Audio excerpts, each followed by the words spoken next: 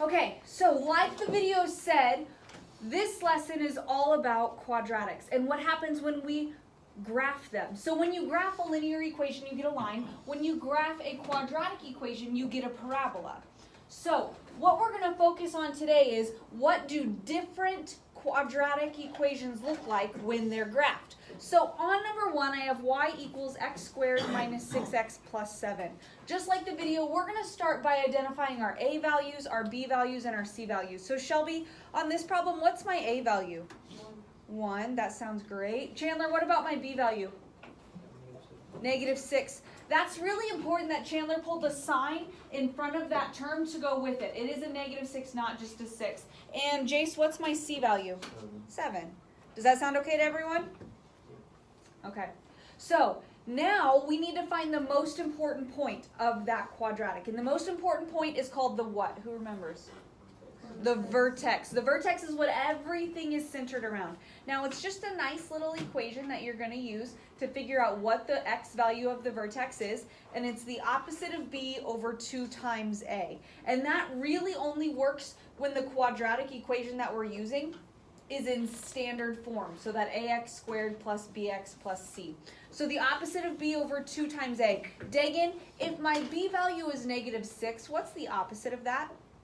+6, and that's going to go over here to the left in your little space for work. Then it's going to be over, it's a fraction, over 2 times my a value. Gage, my a value is 1. What is 2 times 1? 2. So if my x value of the vertex is 6 over 2, Rebecca, what does that give me? 3. Okay, now that part, guys, really pretty basic, pretty straightforward. Who can tell me what I need to do to find the y value of my vertex now, Elizabeth? You go back to your original equation and you put 3 in all the x's. So you substitute that value that we got back into my original equation? Mm-hmm. Micaiah, can you tell me what I'm supposed to do around that number when I substitute it back in? Put parentheses. Yeah, you need to put parentheses around it. So let's all get our calculators out and we're going to practice this together. So we are going to substitute 3 back into my original equation up here of x squared minus 6x plus 7. But everywhere that we have the x, we're going to put parentheses around when we put in 3. So we'll have parentheses 3, close your parentheses, squared, minus 6 times parentheses 3, close your parentheses, plus 7. And everyone check your calculator with mine on the board to make sure that it looks the same before we hit enter. You need to make sure it looks exactly the same as your equation, except with an x, we want a 3.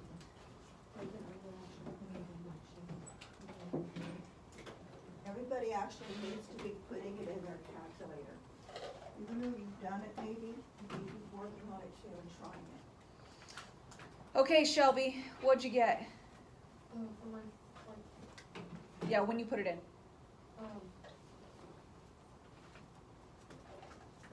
like the y? Yeah. Oh. -2. That's awesome. So we got the x value to be 3 and the y value to be -2. Now we just have to put them together in a nice ordered pair. Kai, what's going to be the ordered pair of my vertex? 3, -2. That's great. 3, -2. Now remember, the vertex is the most important part. Like everything in our quadratic is centered around the vertex. So we take that vertex and we need to put it over into our t-chart, but since it's the most important part, it goes right in the middle. So the 3 and the -2 go right there. Okay, Gabe, can you tell me what to do next?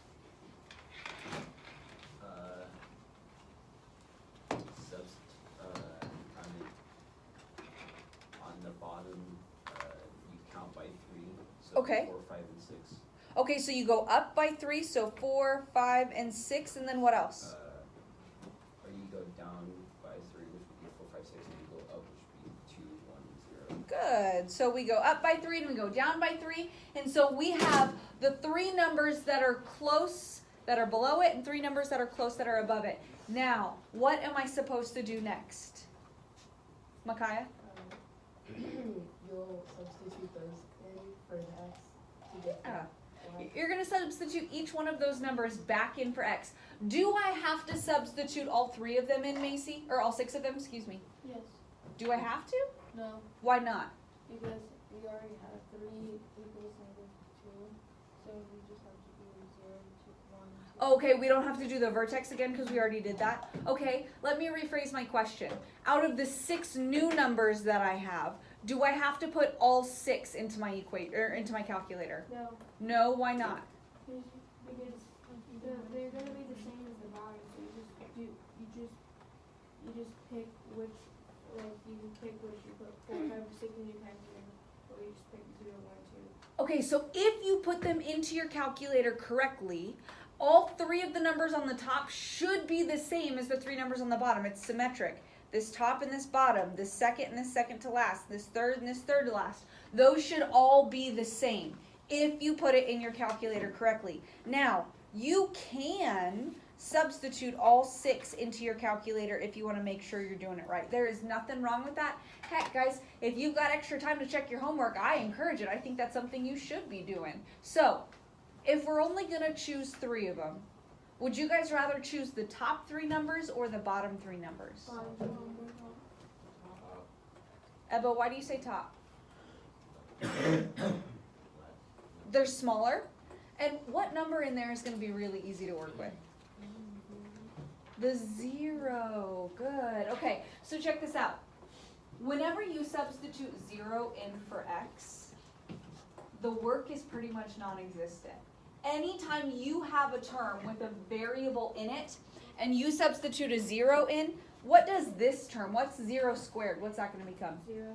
And that goes away, right? Mm-hmm. What about -6 times 0? What's going to happen to that? 0. 0, right? And that only leaves me with what? 7.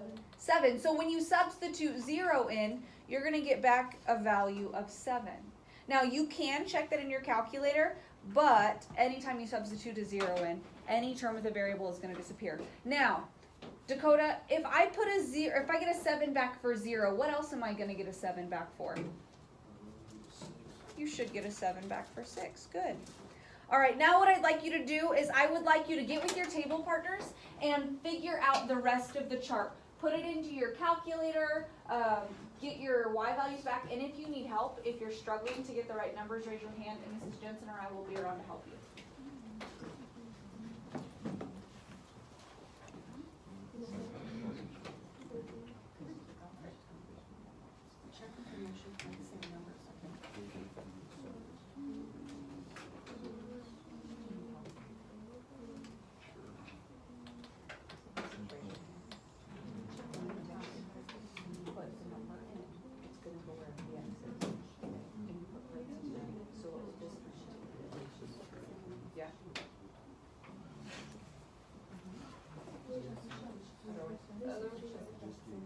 So we have an x squared, so you will turn into a 1 squared.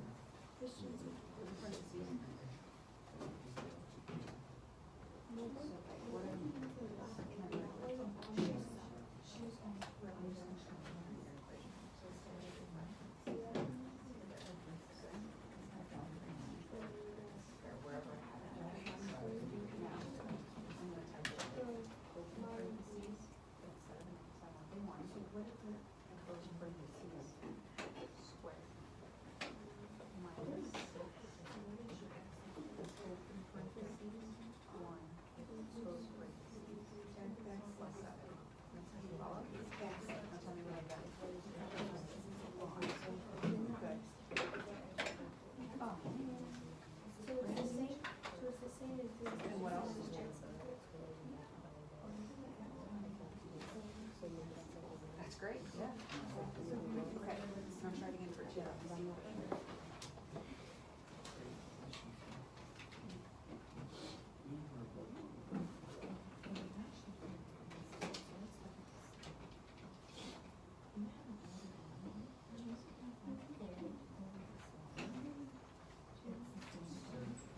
That's great. That's perfect.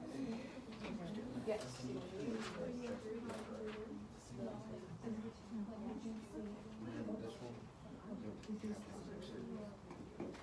Okay, so another way, like, let's say you're doing your homework, you did this right, you can always check by me put those 3 in, you're like, I don't know if I did this right, but these 3, if you get the same numbers, you did it right. And if not, one of them is wrong. Okay. This is good. Yes. Would it be easier with C equals 0 The B value is what's in front of the x to the first. What's my x to the first? So what would my b value? 0. Now my c value. All right, let's reconvene. So, Justin, can you tell me what you got when you substituted 1 in for x? Justin got 2. Did we all get 2? That sounds great. Now, if I got a 2 back from 1, Chandler, can you tell me what else I would get a 2 back for? 5. Yeah, that's great. Okay. Now, let's go with Enrique. What'd you get when you substituted 2 in for x?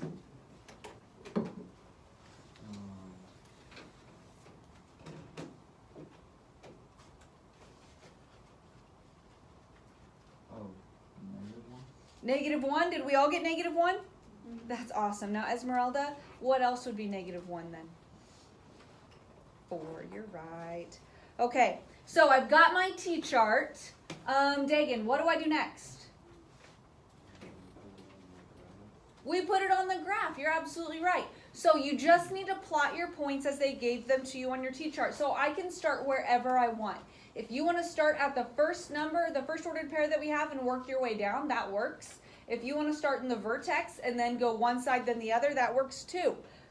Just make sure you don't miss any of your ordered pairs. So let's start with 0, 7. I start here at 0, go up to 7. Then I have 1, 2, so that's right 1, up 2. Then I have 2, -1, so that's right 2, down 1. Then I have 3, -2, so that's right 3, down 2.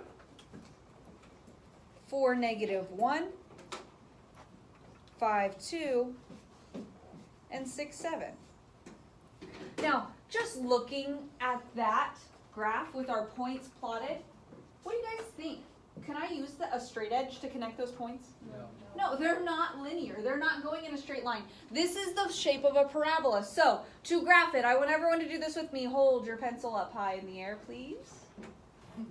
Now, take the pencil point and put it on your vertex.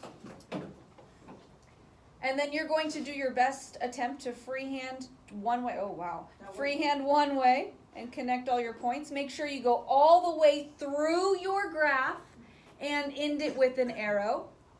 And then we put our pencil back on the vertex. And we go all the way through our points and through the graph on the other side and end it with an arrow.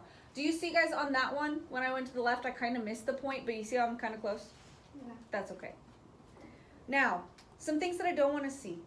Make sure your parabola is nice and kind of curved, but we don't want it too curvy. I don't want it to come back in. That's not what a parabola looks like.